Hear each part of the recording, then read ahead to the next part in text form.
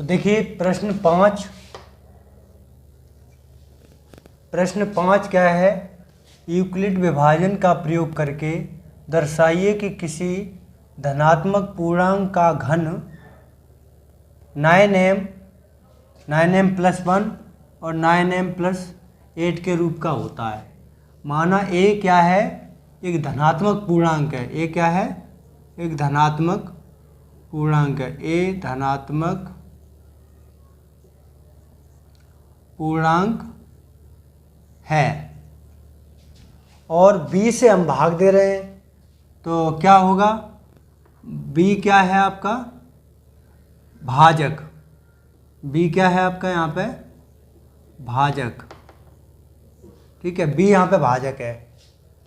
और यहाँ पे देखिए, अब एक चीज़ ध्यान रखना है, आपको घन करने के लिए बोल रहा है। इसका मतलब है कि अगर मैं 0 का घन करूँ, मतलब 0 का क्यूब करूँ, 0 का क्यूब तो आंसर कितना आएगा, 0 आएगा। 1 का क्यूब करूँ तो आंसर क्या आएगा, 1 आएगा। और 2 का क्यूब करूँ तो आंसर क्या आएगा, 8 आएगा। इसका मतलब है कि 0 का क्यूब यहाँ पे 9m + 0 है, 1 का क्यूब यहाँ 9m + 1 है, और 2 का क्यूब यहाँ 9m + 8 है। इसका मतलब यहाँ पे हमें कितने का घन करना है, 2 का, यानी हमें क्या लिखना है, 2 लिखना है। अच्छा, हम 2 कैसे लिख सकते हैं, हम रिमाइंडर में अगर 2 लिखेंगे, देखिए रिमाइंडर में 0 है, रिमाइंडर 1 है, रिमाइंडर में 2 है, ऐसा ही तो है। अगर हम रिमाइंडर में 2 रखेंगे तो आप समझते हैं जब हम 2 से भाग देते हैं, 2 से डिवाइड करते हैं, तो शेषफल कितना आता है, रिमाइंडर 0 आता है या 1 आता है या 2 आता है, सॉरी 0 आता है या 1 आता है। और 3 से डिवाइड करते हैं तो 0, 1 एंड 2 आता है। इसका मतलब यहाँ पर रिमाइंडर मुझे 2 लेना है, तो फिर हमें किस से भाग देना पड़ेगा, 3 से भाग देना पड़ेगा। यानी कि यहाँ पे भाजक क्या है हमारा, भाजक यहाँ पे क्या है, 3 है। यहाँ पे लिख देता हूँ मैं, भाजक क्या है हमारा, 3 है। तो आप समझ गए होंगे इतनी सी बात। अब इसको मिटा देते हैं, तो भाजक हमारा कितने होगा, 3 होगा। इसका मतलब है कि अब हमने माना a हमारी धनात्मक पूर्णांक है और 3 क्या है, हमारा भाजक है। उसके बाद हम क्या करेंगे, उसके बाद यूक्लिड विभाजन प्रमेय का क्या होती है, यूक्लिड विभाजन प्रमेय का होती है a = b/q + r, यही होता है। अब यहाँ पे हम 3 से डिवाइड कर रहे हैं, तो हमारे पास क्या हो जाएगा, a = 3q + r, क्योंकि डिवाइड जो भाजक होता है वही तो b है, तो b की जगह पे मैंने यह रख दिया। अब हमें क्या करना है, 9m के रूप में निकालना है। तो 9m के रूप में निकालने के लिए हमें क्या करना पड़ेगा, हमें r बराबर कितना रखना पड़ेगा, 0। जब हम r बराबर 0 रखेंगे तो मेरे पास क्या आएगा, a = 3q + 0। अगला क्या होगा, a = 3q, इतना ही तो होगा, क्योंकि अब 0 लिखने की ज़रूरत नहीं है। फिर जब इतना हो गया, उसके बाद हम क्या करेंगे, मुझे बोला गया है कि इसके जो घन होता है ना, इसका जो घन होता है वो 9m के रूप में होता है, तो हमें यही प्रूफ करना है। तो इसका मतलब हम घन कर लेंगे, तो यहाँ लिख देंगे दोनों पक्षों में घन करने पर, जब आप घन करेंगे तो क्या होगा, यहाँ पे a³ = 3q का क्यूब, यही तो होगा। तो अब हम यहाँ पे करेंगे a³ = इसका क्यूब कर देंगे, तो इसका क्यूब हो जाएगा 27 और q का क्यूब, क्योंकि 3 का क्यूब करेंगे तो 27 और q का क्यूब ऐसे ही रहेगा। अब इसको यहाँ से शुरू करते हैं, तो देखिए इसको लिख लेते हैं यहाँ पे a³ = 27q का क्यूब, मैंने वही यहाँ पे लिख लिया। अब यहाँ से शुरू करते हैं, तो देखिए a³ ऐसे ही ठीक है। अब मुझे यहाँ पे क्या चाहिए बताइए, इन सब में देखिए 9 लगा हुआ है, इसका मतलब यहाँ पे मुझे 9 चाहिए, तो हमने यहाँ 9 ले लिया। यहाँ पे क्या बचा, देखो 27 को हम ऐसे लिख सकते हैं 9 × 3, इसका मतलब 9 हमने यहाँ से यहाँ ले लिया, तो यहाँ पे क्या बचा होगा, 3 बचा होगा, तो 3q का क्यूब हो गया। ठीक है, ये हो गया।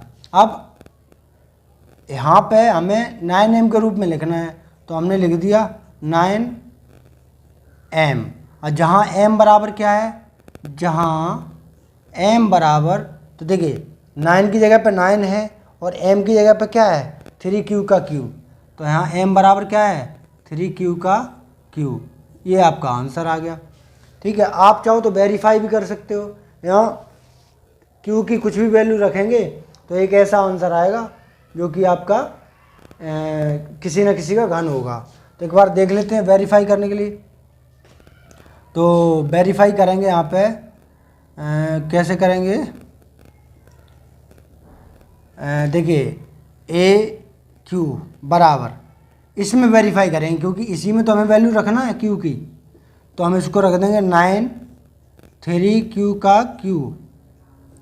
अब हम यहाँ पे ए क्यू बराबर, q की जगह पे क्या वैल्यू रख दें, आप q बराबर कुछ भी रख सकते हैं, 0 1 2 3 4 कुछ भी रख सकते हैं। आप सपोज दैट आप यहाँ पे 2 रख के देख लीजिए, तो हम 2 रखते हैं तो 2, पहले तो यहाँ पे हम 3 करेंगे, 3 × 2 का क्यूब, ऐसे रहेगा। अब यहाँ पे हम इसको आंसर निकालेंगे तो 3q का 2q का मतलब क्या होता है 8 है ना, इसका मतलब होता है 8, क्योंकि अब 2 का क्यूब करेंगे तो 8 ही होगा, मल्टीप्लाई में 3 और बाहर क्या चल रहा है 9, यही चल रहा है। आप फाइनल आंसर इसका निकालेंगे तो 8 × 24 और 24 का गुणा 9 में करेंगे तो 9 × 4 = 36 की 6, 9 दूनी 18 और 3 21, तो इसका फाइनल आंसर निकला 216, जो कि आपका किसका क्यूब है 6 का क्यूब है। तो इस तरीके से आप जो भी आंसर निकालेंगे वो किसी न किसी का क्यूब होगा। ठीक है, अब हम आगे समझते हैं 9m+1। तो 9m+1 के लिए क्या करेंगे, इसको मिटा देते हैं।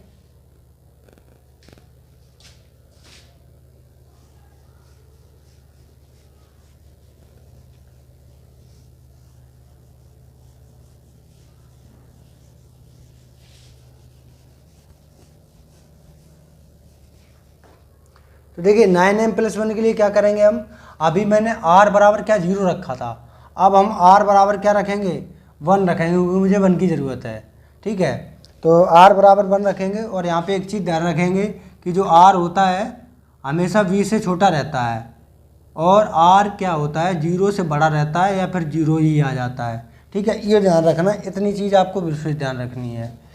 तो अब यहाँ पे देखिए r बराबर हम 1 रख रहे हैं, इसका मतलब है कि a बराबर, अब हम 3 से डिवाइड कर रहे हैं ना, तो 3q और प्लस r यहाँ पे रख दिया, ये हमारे पास अभी एक चीज़ बन गई।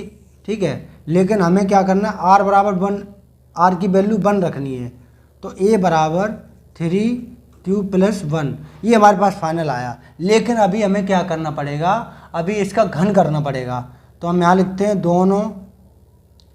दोनों पक्षों में घन करने पर, आप घन करेंगे तो क्या आंसर आएगा घन करने पर। तो देखिए a क्यूब हो जाएगा यहाँ पे और यहाँ पे हो जाएगा 3q + 1 का क्यूब। अब यहाँ पे जब भी क्यूब करेंगे तो ये तो फॉर्मूला बन गया, कौन सा फॉर्मूला बन गया, a³ + b³ + 3a² + 3ab², ये वाला फॉर्मूला बन गया। यानी कि ये तो बन गया, देखिए इसका फॉर्मूला बन गया। तो इसको इसी फॉर्मूले से लिख लेंगे।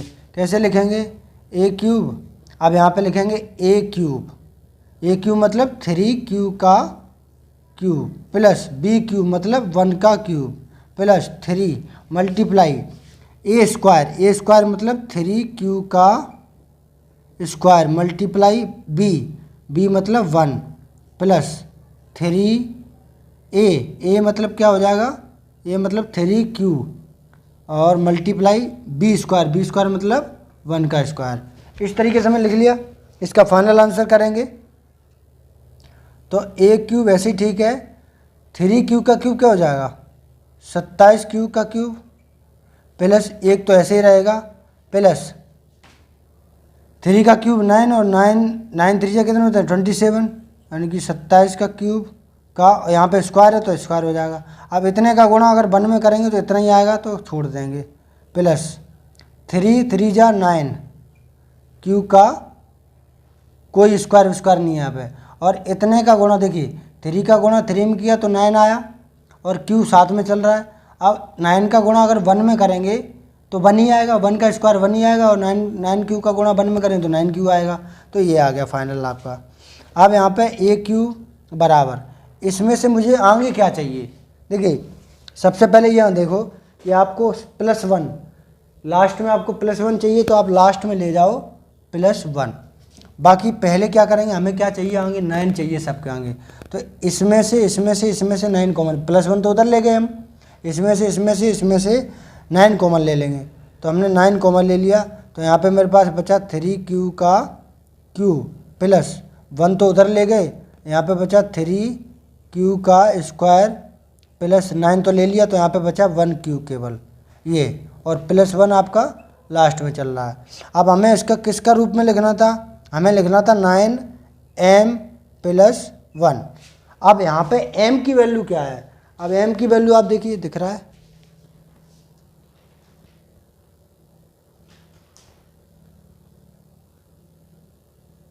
हाँ नहीं दिख रहा है, तो देखिए इसको हटा देते हैं। अब देखिए इतना लिख दिया, यहाँ पे m की वैल्यू क्या है, तो यहाँ पे देखिए 9m लिख दिया। अब जहाँ m की वैल्यू 9m + 1 लिख दिया, 9 यहाँ पे ऐसे लिख दिया, और इतने को हमने मान लिया m, और +1 चल रहा है। इसका मतलब m की वैल्यू क्या निकली, m बराबर आपके पास निकली है 3q का क्यूब प्लस 3q का स्क्वायर प्लस q, ये निकला है। आप चाहो तो वेरीफाई कर लेना, आप खुद ही चेक करके कमेंट में बताना कि आपका आंसर सही आ रहा है या नहीं आ रहा है। अब देखते हैं r बराबर 2 रखने पर क्या होता है, क्योंकि हमें 9m + 8 के रूप में भी व्यक्त करना है, तो हम r बराबर 2 रखेंगे। इसको मिटा देते हैं, तो इसको मिटा देते हैं यहाँ से।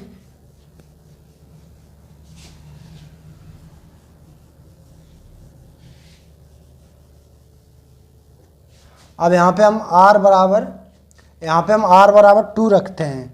जब हम r बराबर 2 रखेंगे तो मेरे पास क्या हो जाएगा, a बराबर 3q + 2, यही हो जाएगा। और हम फिर से वही करेंगे, दोनों तरफ घन करेंगे, दोनों पक्षों में घन करने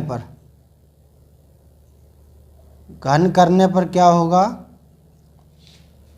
कि a क्यूब हो जाएगा इधर बराबर 3q + 2 का क्यूब, इस तरीके हो जाएगा। फॉर्मूला वही रहेगा आपका पहले लगा था, a क्यूब ऐसे ही ठीक है। अब देखो a क्यूब मतलब 3q का क्यूब है ना, यहाँ पे a क्यूब मतलब 3q का क्यूब प्लस b क्यूब मतलब 2 का क्यूब प्लस 3 × a स्क्वायर मतलब 3q का स्क्वायर प्लस b मतलब 2 है ना, यहाँ पे मल्टीप्लाई में है, प्लस 3a मतलब 3q मल्टीप्लाई b स्क्वायर मतलब 2 का स्क्वायर, इस तरीके से लिख लिया। इसको फाइनल आंसर निकालेंगे तो आपका इसका हो जाएगा 27q का क्यूब प्लस ये हो जाएगा 8, क्योंकि 2 का क्यूब 8 होता है, प्लस 3 इसका हो जाएगा 9, और 9 का मल्टीप्लाई 3 में करेंगे तो हो जाएगा 27, और 27 का इसमें 2 में मल्टीप्लाई करेंगे तो हो जाएगा 54।